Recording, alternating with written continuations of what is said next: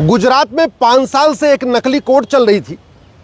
नकली जज, नकली अर्दली, नकली पेशकार, नकली मुंशी, नकली वकील, पूरी की पूरी कोर्ट चल रही थी नकली, और जमीन के विवाद वो डिसाइड कर रही थी।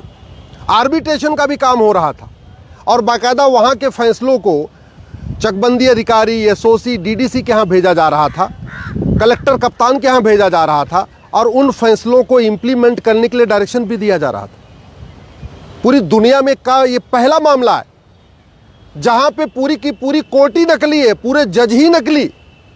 अभी तक आपने नकली पुलिस वाले को सुना होगा, नकली हवलदार सुना होगा, नकली लेखपाल सुना होगा, फर्जी पटवारी सुना होगा, फर्जी पेशकार सुना होगा, फर्जी तहसीलदार सुना होगा।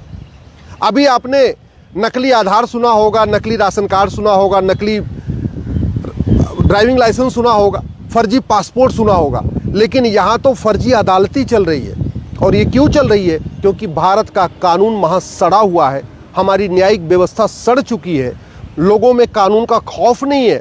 लोगों को पता है कुछ भी कर लो, कितना भी पैसा कमा लो, 2-4 साल से ज़्यादा सज़ा नहीं होगी। अगर 70,000 करोड़ के कॉमनवेल्थ घोटाले में 10-20 लोगों को फांसी हो गई होती, आजीवन कारावास हो गया होता, 100% प्रॉपर्टी जब्त हो गई होती, नागरिकता खत्म हो गई होती, तो कानून का खौफ पैदा होता। 1,76,000 करोड़ के 2G घोटाले में, 1,86,000 करोड़ का कोयले घोटाले में अगर 4-6-10 लोगों को फांसी हो जाती, नागरिकता खत्म हो जाती, 100% प्रॉपर्टी जब्त हो जाती, तो कानून का खौफ पैदा होता। लेकिन चूंकि हमारे देश में भ्रष्टाचार का कानून इतना सड़ा हुआ है, आय से अधिक संपत्ति का कानून इतना सड़ा हुआ है, हवाला का कानून इतना सड़ा हुआ है, और ऊपर से न्यायिक व्यवस्था इतनी सड़ चुकी है कि केवल तारीख पे तारीख होती है, गवाहों के बयान होते हैं, फिर क्रॉस एग्जामिनेशन होते हैं, फिर गवाहों को खरीदा जाता है, फिर गवाह टूट जाते हैं और बाद में सबूत के अभाव में बरी हो जाते हैं।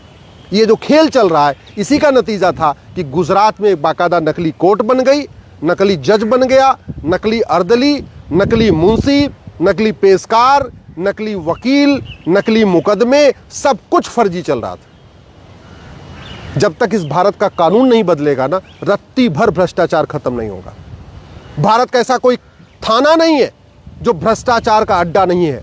कायदे से थाना प्राथमिक सुरक्षा केंद्र होना चाहिए, लेकिन थाना प्राथमिक भ्रष्टाचार केंद्र बना हुआ है। तहसील कायदे से प्राथमिक न्याय केंद्र होना चाहिए, लेकिन तहसील प्राथमिक करप्शन का अड्डा बना हुआ है। सबसे ज्यादा तहसील की हालत यह है कि किसी की जमीन दूसरा आके बेच देता है, किसी के नाम पे जमीन बेच देता है, किसी का डॉक्यूमेंट बन जाता है, किसी का आधार